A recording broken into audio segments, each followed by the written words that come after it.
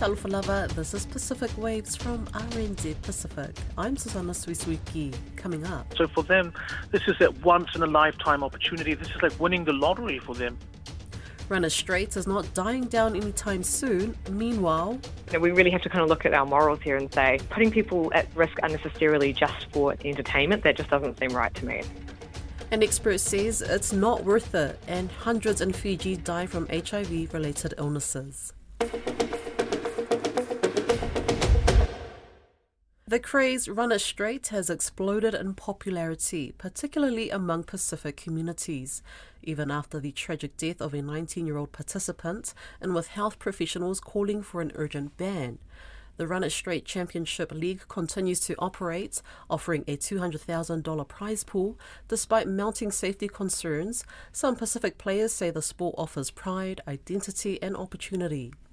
The latest event, which took place over the weekend in Dubai, made headlines after footage emerged online showing former New Zealand Rugby League player Kevin Proctor taking part in the event, falling to the ground and having what appears to be a seizure. Grace Fever Eye spoke with Pacific community leaders, content creators and academics to find out why Pacific people are so drawn to Run It Straight events. 3, 2, 1, run it!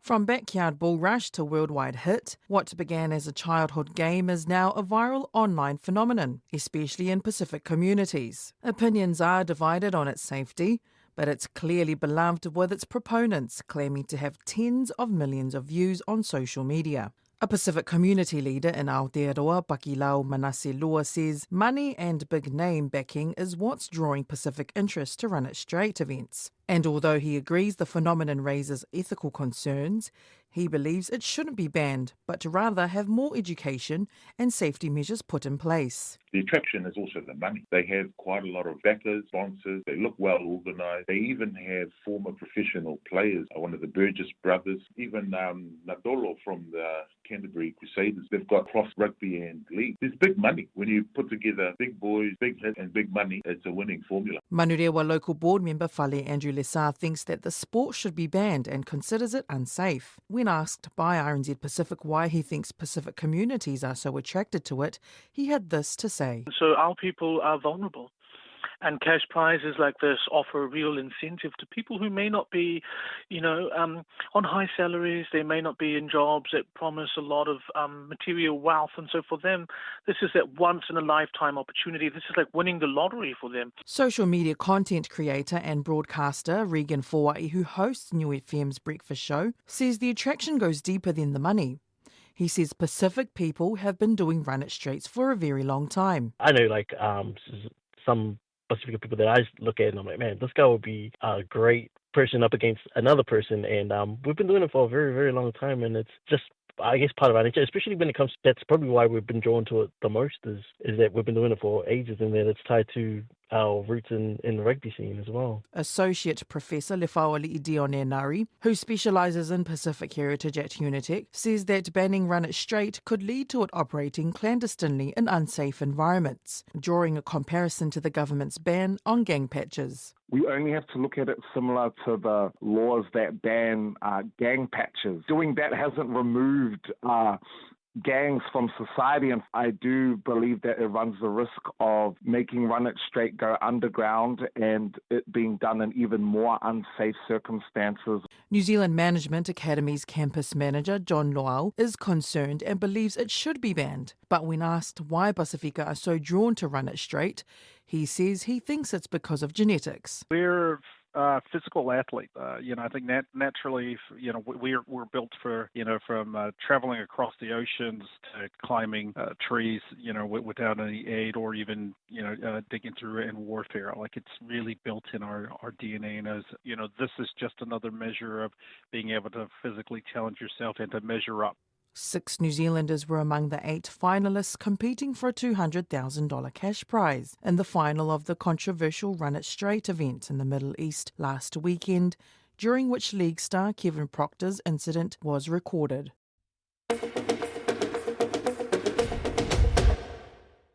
While Run It Straight has captured the interest of many Pacific people, a neuroscientist says it's not worth the risk. Dr. Helen Murray is an expert on chronic traumatic encephalopathy, a brain disease caused by repeated head knocks. I spoke with Dr. Murray and began by asking what she makes of Run It Straight. Yeah, no, thanks for having me. I'm pretty concerned really by the Run It Straight activity that's going on. It's just a really high-risk activity, particularly for brain injury. And brain injuries can have really long-term consequences and effects for people and their families and their loved ones. So, yeah, I would just really caution people against doing this. Yeah, speaking of brain injury, what exactly is happening in our brains or body when collisions that we've seen through Run It Straight videos leads to seizures? Yeah, so our brain is actually floating inside of the skull in a fluid called cerebrospinal fluid. So it's not sort of attached as you would think. It's actually like floating in there. So when you have a really sharp impact, your brain is essentially bouncing and hitting the back of the skull and in the front, and that can cause a lot of damage. It can really damage the little blood vessels, and it can tear or shear off all the little fibers that connect different parts of the brain to the other parts of the body. And that disruption of brain function can have some really severe consequences like seizures. Besides seizures, what are the other impacts can result from repeated head knocks? Well, it really depends on the intensity and the severity. So the higher the force of the impact, the more damage can be caused. So with these really sort of high force impacts like we're talking about here, we'd be worried about things like brain bleeds. So that's when a blood vessel is damaged and blood is actually getting out into the brain tissue. Most people don't realise, but actually your blood normally stays inside of the blood vessels. It doesn't actually touch the brain tissue because it can be quite toxic to the brain tissue. So a bleed can be really problematic, and essentially that's what we would call a hemorrhagic stroke. Can you die instantly? It is possible, yes. Potentially, there is a risk of death, especially when you have your brainstem is involved. So your brainstem is sort of the part of your brain that goes down and connects onto your spinal cord. And it's involved in some really important functions like maintaining your heart rate and keeping you breathing. And so if that part of your brain becomes damaged, especially if there's issues where the neck is hurt, that can result in death, which is obviously not what we want to see with anything like this. This is probably a silly question, and I know that you've just mentioned the long-term impacts, but is there a possibility of recovery from head injuries? Yeah, head injuries have just a huge impact on people's lives because there's not really a good way to know how long it could take for someone to recover because everyone's quite different. You know, some people can experience the same sort of force of impact, and one person might take twice as long to recover as another person. So there's a lot of different individual factors that go into recovery. And when we're talking about recovery, with more severe the injury, the longer the recovery will be. And, when you're talking about your brain, that's, your ability to go to work, your ability to spend time with the people that you love, to think, to feel, to do all the things that you do. If that's impacted, then, it's a big deal for how you live your life and people around you. So the organisers behind Run It Straight, they say that there's an element of danger in many sports such as surfing and boxing. What do you make of that argument? Yeah, I think the difference with this particular activity is the intent to collide. So with a lot of other sports, there is, you're trying to evade that impact. If you think of something like a rugby tackle, people are actually trying to avoid that tackle, and so you're not going to get as heavy impact and force. Whereas here we're talking about people that are running at each other, but with speed, not one person stationary, one person running, it's both people running at each other. And you've got this element of a judge, things are being judged, so there's an incentive almost to do more damage. And that's not the case in other sports where you're being you're trying to evade someone to score a try or something like that. So I don't think it's a direct comparison to say that this is exactly the same as another sport. And I know people will have their own appetite for risk, but I think the risk, especially of brain injury here, is just so high. I find it hard to imagine that risk would be worth it. Do you think there needs to be more urgency to look into banning this craze? Yeah, I really do. And I think the events that have already been held, if you look at the number, or the proportion of people who have participated in those events that have had a severe injury afterwards, it's really high. So we're already seeing that the injuries here are substantial and they're frequent. So I think the evidence is already there that this is something that's just really, really high risk and shouldn't really be encouraged. And last question, what's your message to those who continue to endorse Run It Straight? I think this is really a point about, people's safety and their health versus, spectator enjoyment. And I think, we really have to kind of look at our morals here and say, are we putting people at risk unnecessarily just for entertainment? That just doesn't seem right to me. And I think we should be, coming at this from a player safety thing first. And when we look at player safety, it's just very clear that the risk is just too high here.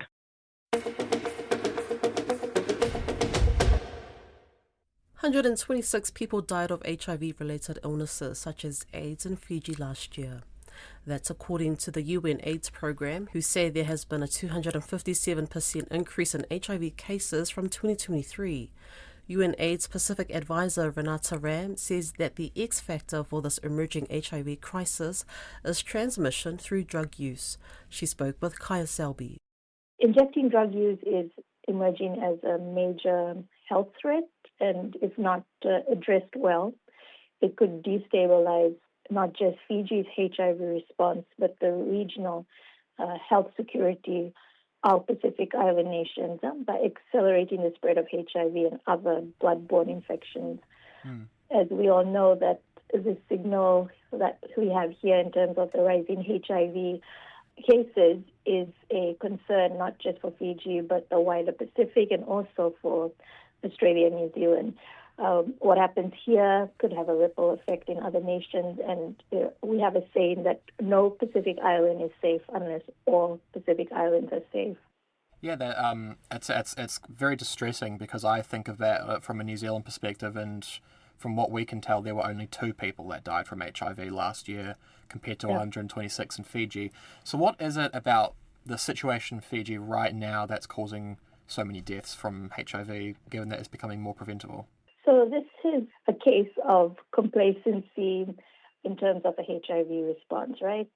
Over a decade ago, most of the programs, which were really robust and well addressing the situation in Fiji and the wider Pacific, were largely donor funded. Most of the programs that the donors had left behind were not picked up by a government. And so we became a bit complacent. Fiji was riding on the fact it's a low epidemic country, we're fine, the numbers are not increasing. However, when we discovered a new set of high-risk population, which is the injecting drug users, this is what really has increased and is really driving the number of new infections that we are seeing within the last 5 years. And also, we do not have needle syringe programs or any proper harm reduction programs. The HIV programs here in Fiji is about 15 years behind what is needed. We're still not getting testing done within a shorter period of time. Assessments done by the Ministry of Health show that it takes about 22 days for a person to get their HIV results on average. So there's a series of problems. However, I must say that the government is trying their best to get ahead of things. And we must really commend the government with the recent national budget announcement that they've committed 10 million Fijian dollars towards the HIV response. However, with that 10 million Fijian dollars, there's still a big funding gap. The Fijian government has estimated the need for about 40 million Fijian dollars over the next 4 years to really get ahead of the curve, because it's not about only addressing the HIV outbreak, but it's also about system strengthening. There's still a lot of work to go, and Australia has stepped up in terms of their support for the HIV program here in Fiji, and we hope to see other development partners help us, because it's not just a problem here in Fiji, but it's a problem for the wider Pacific. In Aotearoa, advocates are questioning why proposed law changes to out-of-hours immigration visits like dawn raids doesn't outlaw them entirely. The practice involves immigration officers searching homes for people they have reasonable grounds to believe are liable for deportation between 6 p.m. and 8 a.m. It's been criticised for targeting Pacific people, particularly in the wake of the country's infamous dawn raids era. Te Wila Fuatai has more. In 2023, the case of a Tongan man whose home was dawn raided by immigration officers while his children slept hit the headlines. It was 2 years after the government had apologised for the infamous dawn raids of the 1970s and 80s. The news of the raid devastated Pacific communities. The loud banging was first heard by the children, and of course they didn't know it was police, and they're quite, they were terrified really, and and crying and very, very upset and scared. And the parents heard it from upstairs, it was that loud, and they looked out the window from upstairs and saw that it was police. That was Sione Foliaki, the lawyer for the man, describing what happened to RNZ at the time. The case prompted an official review into the out-of-hours visits. Now, a bill before Parliament is looking to incorporate the findings of that review into law. It seeks to add extra checks to the process, including having a district court judge sign off. But it's also emerged that in the past 2 years, immigration authorities haven't made any out-of-hours compliance visits like dawn raids. That's led community advocates and leaders to call for a total ban. Former National MP Arthur Anai says there seems to be no need for any early morning or late night immigration checks. They've now proved they can do it within the normal hours. They don't need to go and do what they were doing before. Anai has been a long-serving advocate for visa-free travel between Aotearoa and other Pacific nations. Of the 60 countries allowed to come to New Zealand without visas, none are Pacific countries, while Australians, UK nationals and European visitors can all enter without visas. Mr. Anai says that is part of the problem. If you make it very difficult for people to come, when they come, they're going to stay as long as they can because there's no guarantee they can come back tomorrow when they go back on time. So I think immigration, who are the creation of all this, in my opinion, should look at themselves and ask themselves these questions. Can we find a way of eliminating people's need to overstay? New Zealand-based Tongan community leader Pakilau Manaselua agrees with Anai and says the country must face up to the bias in its system. He points to trends in New Zealand immigration enforcement that show Pacific people and people of colour are overrepresented. Why is it justified to target people who are here trying to find a better way of life? They're here in the country. In fact, they're actually paying taxes, and some of them are paying PAYE, even though they're unlawful. They pay taxes by the fact that if they're working, they have to go and buy shopping, and every time they buy something, 15 cents of that goes to tax, GST, petrol. Opposition MP Te Anau Tuiono says an amnesty for overstayers remains the right thing to do, particularly in light of the 2021 dawn raids apology. He supports a ban on out-of-hours immigration enforcement visits. If they have found a way to better engage with our communities, then why is this going to be on the statute books? Why is this going to be part of the rules? It should be removed because we know of the trauma that it does create. Immigration New Zealand says in a statement that any out-of-hours compliance activity is rare and a last resort. Prior to the 2023 review, they made up 3% of compliance visits. RNZ Pacific also requested comment from Immigration Minister Erica Stanford. However, she did not respond before deadline. That's Pacific Waves for today. For all episodes, head over to rnz.co.nz/Pacific. We're also on Spotify, Apple and iHeartRadio. From myself and the RNZ Pacific team, tō whā, sui fua.